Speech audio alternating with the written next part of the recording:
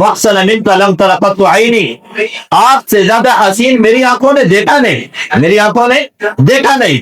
وَأَجْمَلَ مِنْكَ لَمْ تَلِدِ النِّسَاءُ، اور آپ سے زیادہ خوبصورت کسی ماں نے جنا نہیں۔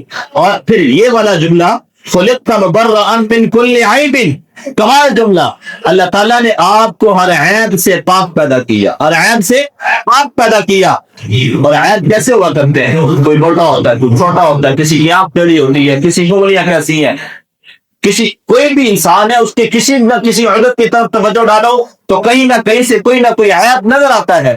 لیکن آپ علیہ الصلوۃ والسلام کے بارے میں حضرت حسان نے کیا کہا؟ خُلِقْتَ مُبَرَّأً مِنْ كُلِّ عَيْبٍ، آپ ہر عیب سے پاک پیدا کیے گئے۔ آپ کے اندر اس کا یہ معنی نہیں کہ آپ کا جسمانی کوئی عیب نہیں تھا، آپ کا جسمانی کوئی عیب نہیں، آپ کے خاندان میں بھی کوئی عیب نہیں، آپ کے خاندان میں کوئی عیب نہیں تھا۔ اور آپ کا خاندان، قبیلہ، یہ تمام قبیلوں میں سب سے زیادہ مقام اور مرتبے والا تھا۔